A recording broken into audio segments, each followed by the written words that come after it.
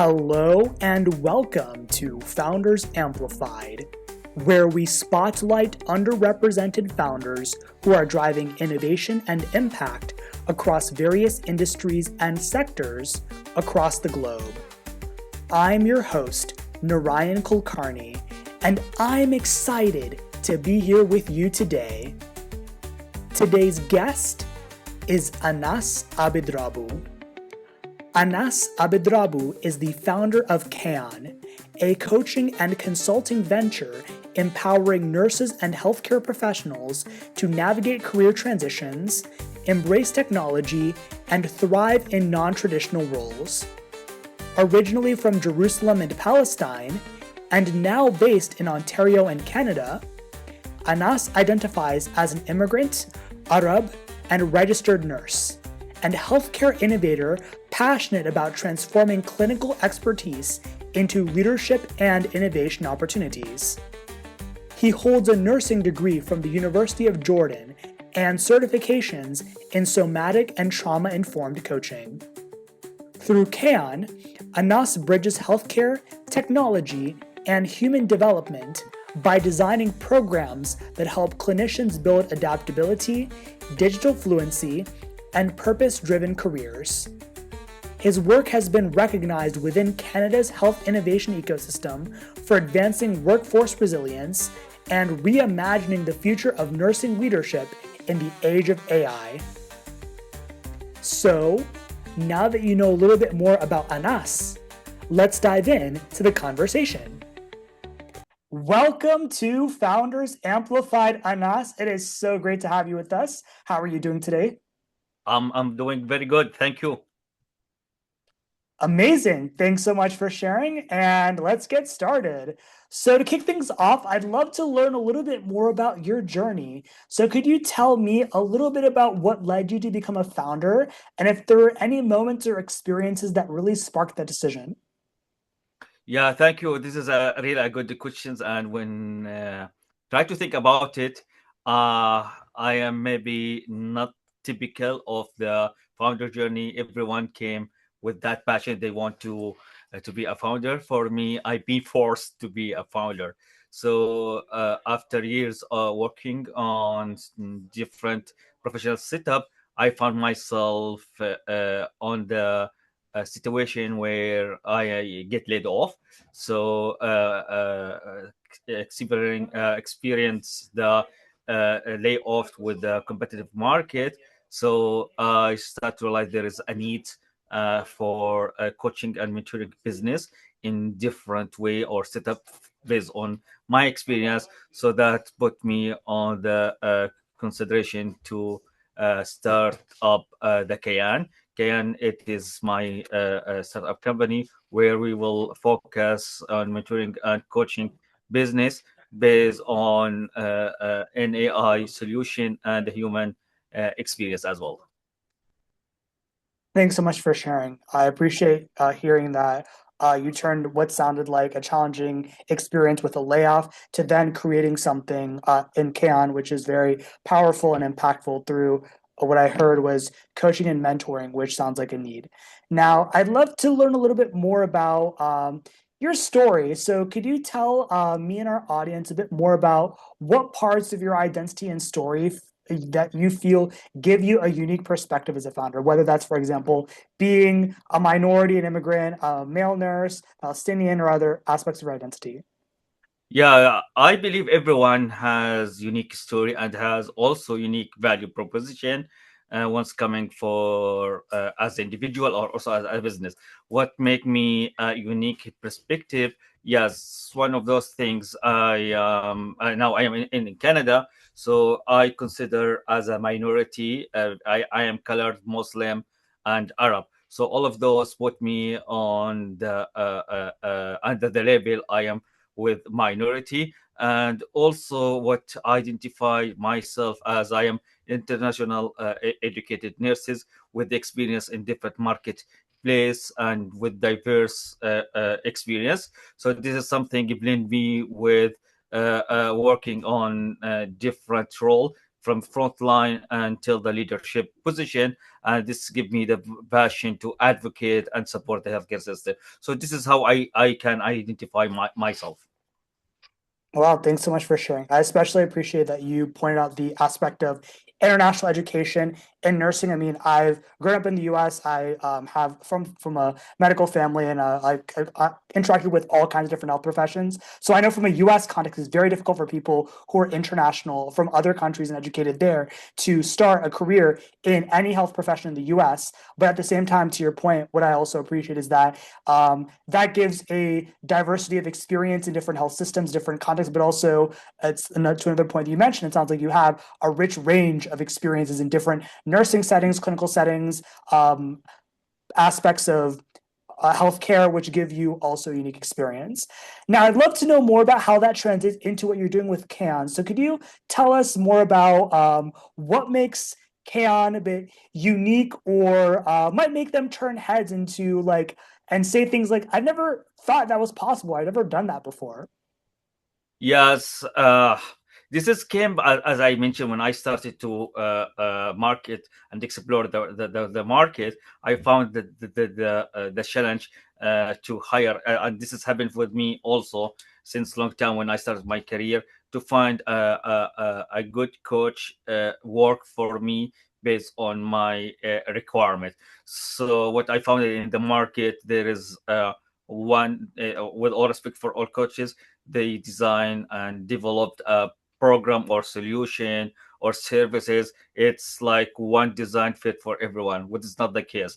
For myself, as a Anas, as I started, so I came from a medical background with Arabic root, with different culture, and I'm working in the health tech. All of those give me more specification to do that. So in order to have this kind of coaches or services, is something is wasn't easy, and when I found someone I can work with them, it's too expensive. So here came with the thoughts, okay, let's find something. Okay, it's hybrid model, not only from technology, from the trauma informed training through the somatic coaching, because nursing and healthcare profession, most of the time they complain, or they are facing and they are in the risk for burnout.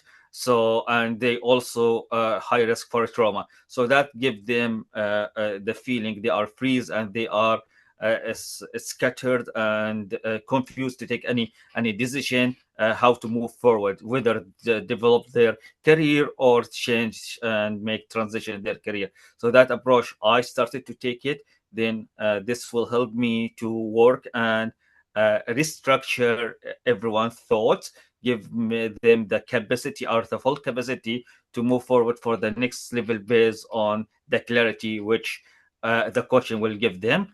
And after that, we will discover the skill set they have it, and based on the value proposition they do, what kind of their future they are looking for. That if they want to jump on the ladder for the leadership position, stay on the same career, or make the transition, or to start their entrepreneurship or a business idea, whatever what they are looking for. That, so based on that, we will have a specific plan. One of those things also, we started to think how to use the AI technology to be like virtual assistant for the trainee, the coaches and mentors, in order to take this as for their advantage. So every AI tools we will create through the Kayan will help them to customize their journey and their plan. So it's not one fit, it's custom for everyone. And now with the technology, this has become easier day after day, and more reasonable from and cost effective. So this is where we came with Can. So if I came back and decided why I went through that, maybe because I get laid off and then realize I struggle myself to find a job. And I see the market is very demanding and also very competitive, and the technology it's taking place for us. So this is here where I start to find maybe this is the time to think about our professional to decrease the retention and improve the psychological safety on the healthcare setup.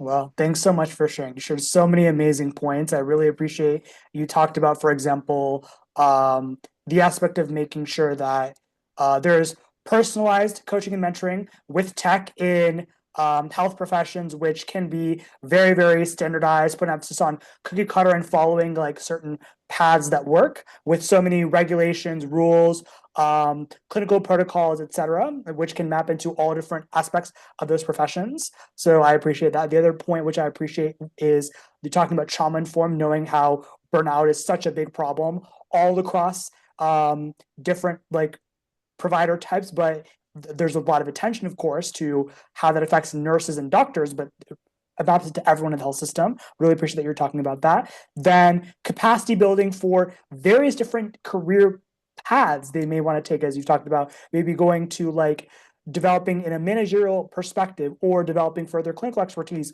or going into another aspect of say entrepreneurship or something else. And finally, I really appreciate you talked about lifelong learning. I think those are four fantastic things that you talked about. Now, I'd love to go deeper into a few of those things. The first thing I'd love to learn a little bit more about is so to the point about the personalization and how that relates to the burnout more broadly. So can you tell me, in your view, and also for Can more specifically, how do personalized professional development initiatives like mentorship and coaching, how do those improve resilience and nurse retention?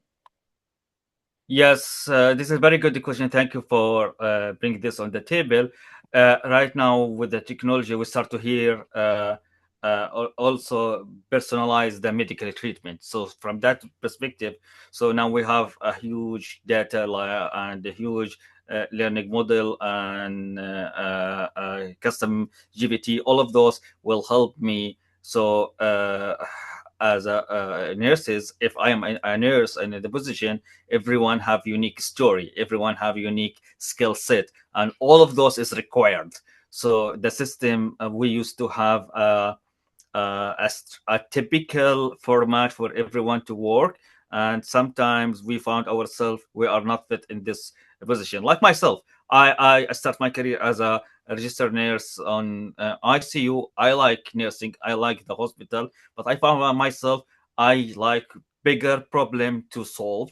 I don't see myself in routine work. I like more challenging. So that doesn't mean I want to get rid from my career as a nurse or drop my certificate.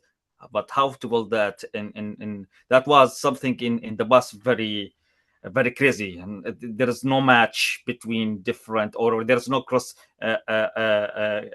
link between different industries. So this is where now through the AI and Can, we will sit together, we will understand your interests, your skill set, your hobby, and where you are looking for that. So maybe we can start by building your journey, those data. You will take your journey journaling, you will take your journaling as a data entry point. So we will understand how your day-to-day is look like, and also based on assessment for your value and skills. So we will incorporate those journaling with skill set, try to build your vision board. With this vision board, we will try to simulate or anticipate 3 5 years for you, and based on 3 5 years in the future, we will see what is the trend in the market. So based on that, you will have a clear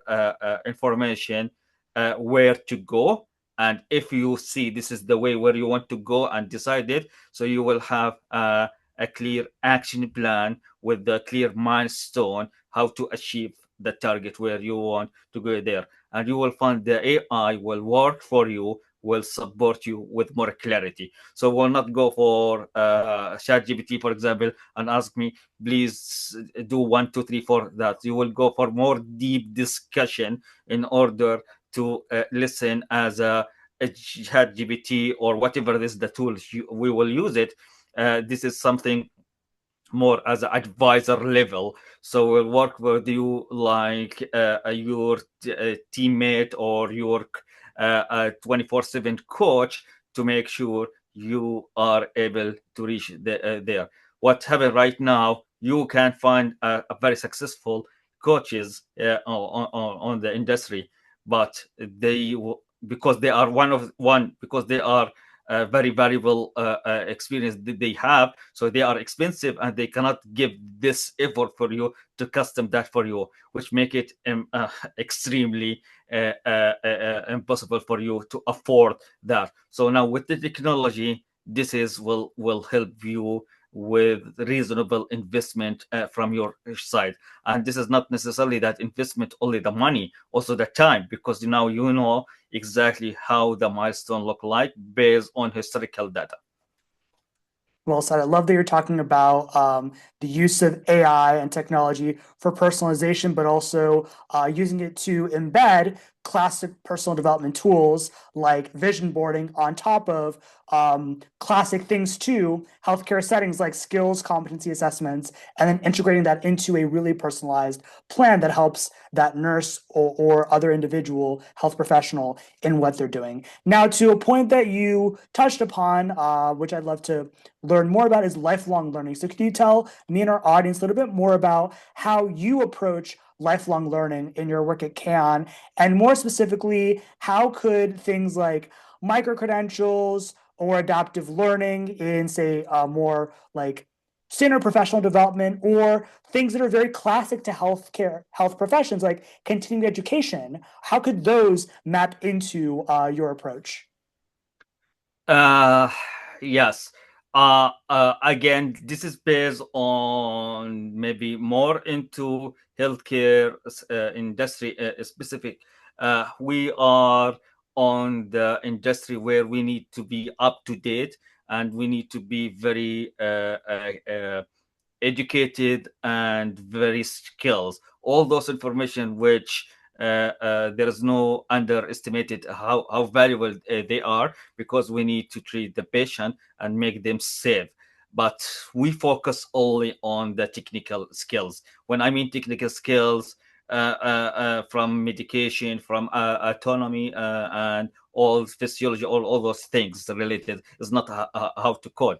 It's how to do things in the right way. So we learn a lot on how to do things and how to treat things, and we keep ourselves up to date with the research and development from different area. But we don't invest in our soft skills, like how to communicate those with the patient, how to build the resilience in the workflow, how to make the change management. All those day to day, we don't consider this something it's important till now, and this is very sad, because most of the work we need to consider this is we are working for the patient. But if I work for the patient and I know the best way to manage the patient or treat the patient, but I don't know the best way to give them the bad news, for example, it is very bad and harsh on the patient. So this is one something we started to learn about this. And now also we still use in the hospital right now some old technology. So for example, in Canada till now we use fax in some setup. So I Mm. believe we need to follow the technology, so that need with the soft skills and also from tech point of view to see how the new technology. Now we are starting to hear AI in everything. Sometimes it's overused, but at least we need to follow the technology and the progress of the technology and make sure we have a clinical advancement for our patient, and to be adaptable and personalized, not only for the patient treatment, also for us as educational. As we mentioned, this is where from came with Can AI, because I have my own plan. I need to work in the ICU, for example. Then I want to go for oncology. Then I need to specialize in surgery, whatever. So I need something to build my career. So this is here where I, as a student and professional development, I need to find this journey very excited and joyful, during my career, because I work 12 hours per day. So I need something easy and smooth to educate myself, and also not stopping me to reach my target. Especially there's a lot of toxic environment, hard role, long shift is trauma, managing the patients, all of those, and I need to make sure. And sometimes I see still there is uh, I'm not saying I against master degree and PhD, doctor. That was not I meant. But now we can see the some of micro credentials and micro certificate. They have more powerful on the market compared with the master. So, and this is less time to gain them, and also more tailored for my passion or my career. If I know where journey I'm going, this is more targeted for my journey and less expensive and time efficient for me. So this is where I start to think, maybe let's go more about more micro credentials more than academic education. And again, this is, it depends where you are in your journey, where you your path in your journey. So there is no one answer fit for everyone. So it's not black and white. It depends on your situation. And also here you need to make sure whatever you are working, whatever your plan, you need to improve your digital literacy. This is something right now. Uh, uh, in the past, we mentioned, if you don't read or write, you are not educated. Right now, if you don't understand and you don't have digital fluency, digital literacy, you are not educated anymore. So you need to follow this and keep the base and all the health demand and trending up to date. As we mentioned, we spend a lot of time on research and development in the medical field. So this is also to incorporate it with the soft skills and technology. I hope I answer your question. That was very, very interesting, and really appreciate your perspectives. Especially appreciate the points you talked about soft skills, ensuring digital literacy, but also to the point of adaptability and adaptive learning in the context of micro credentials. Again, you made a lot of really amazing points. But that leads me to my next question. This is a little bit more about impact. It's kind of a multi-part question. So first of all, as you and I both know, healthcare is, ever since the COVID pandemic, has really accelerated to telemedicine, virtual care, but also AI has been layered on top of that. And that is, of course, really positively impacting nursing. So, multi-part question. First of all, can you tell me what are one or two key competencies or skills for nurses in the virtual care age? How does AI help them cultivate that? And if they do cultivate that, what are the impacts in terms of like quality and safety of care? Yeah, I believe this has become crystal clear for us during the pandemic when we came out of the flu. We need to complete and resume our work and treat our patient virtually. And that was the one of the things for the first time for some of the hospital. Not all of the hospital they have the infrastructure to do that. But this is not one time. After pandemic, we can see there is more demand on the virtual care setup. So there is some of the hospital where they have all the business model, or the, let's say, all the care model for them. They have virtual setup and career, and even sometimes with the critical care units like ICU, they have virtually. So this is where I need, if I am a doctor or physician or pharmacist, to see how I can improve and increase my opportunity to be aware how is the virtual setup its work, and this technology, and have all those digital literacy which we mentioned, software, hardware, all those things to be part from my basic. So this is one of the things. Also, as working in the virtual, we need to improve and enhance some of core skills like communication, because there's a breakdown communication when we are in person. So imagine now we are working remotely, so we need to improve the remote communication, critical thinking, and all things, and solving problem. All these things we need to to take it in our consideration.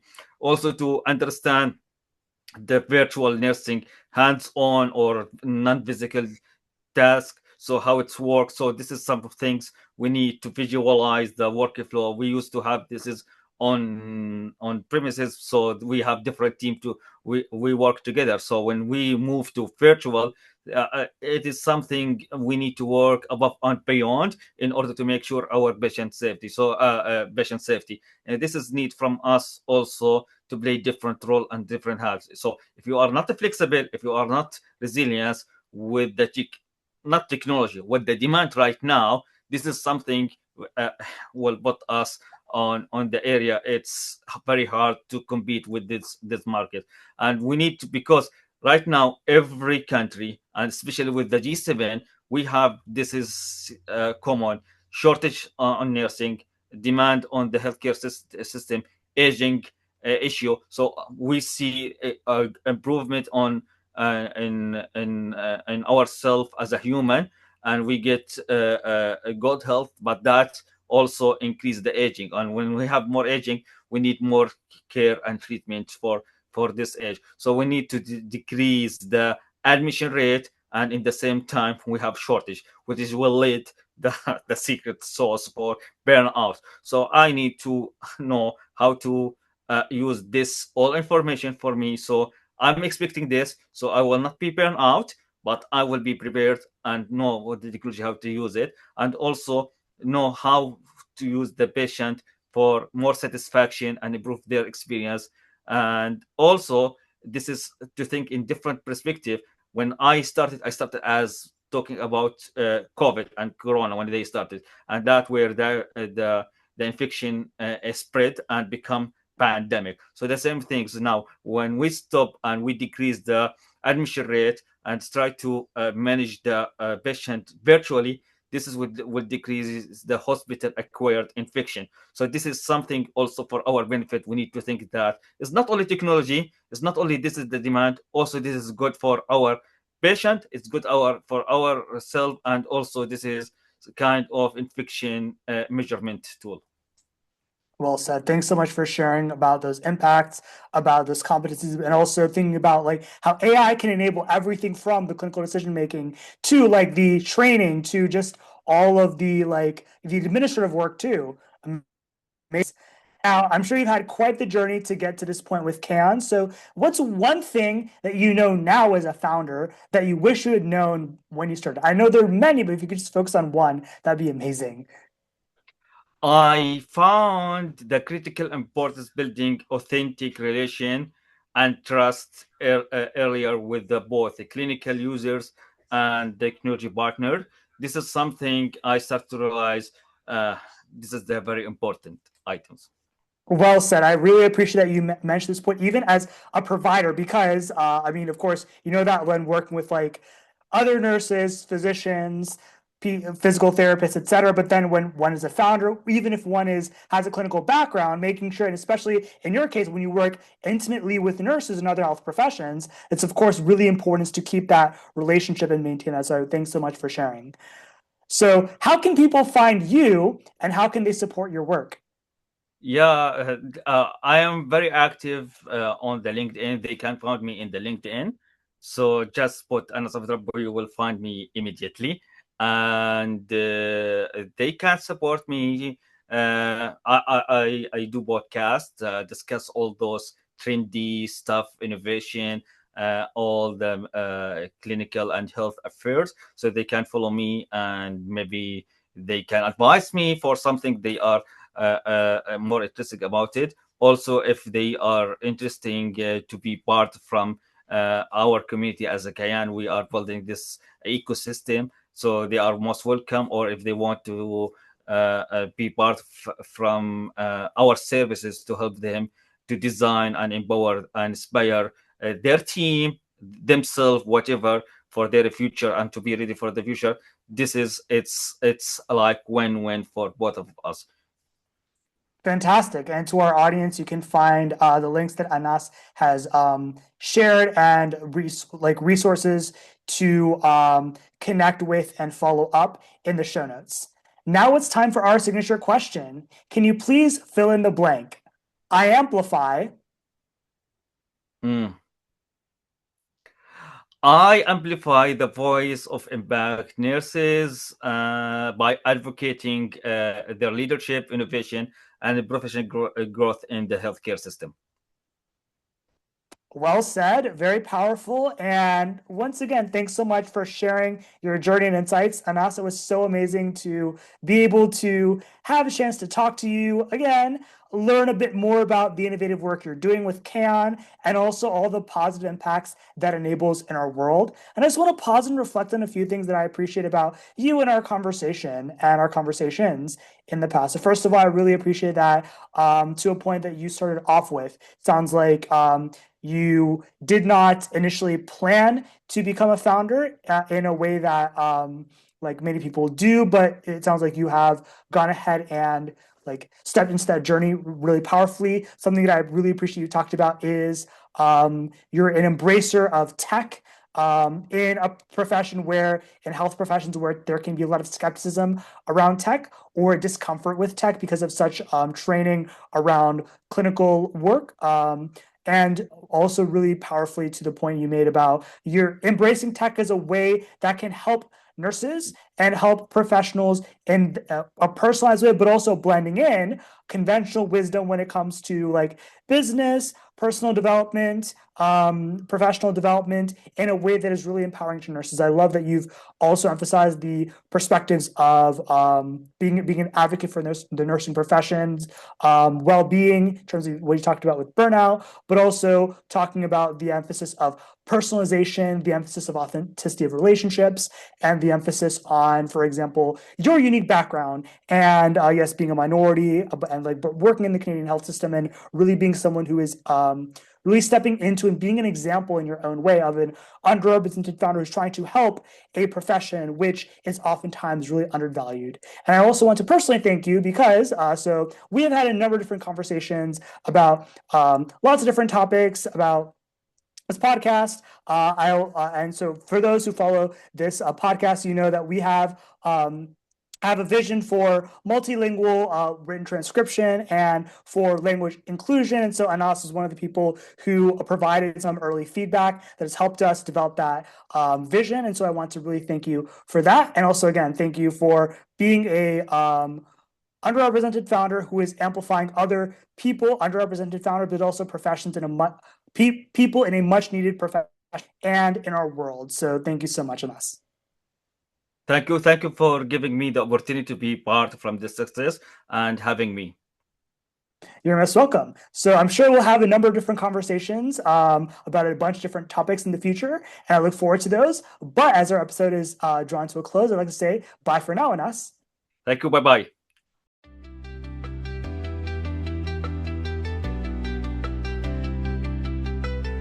To our listeners, thanks for tuning in to this episode of Founders Amplified. I hope you're feeling as inspired as I am. If you'd like to learn more about our guest and support them, check out the show notes for their details. If you enjoyed this episode, please give us a rating, share it with someone you know, and follow us for more inspiring episodes like this one.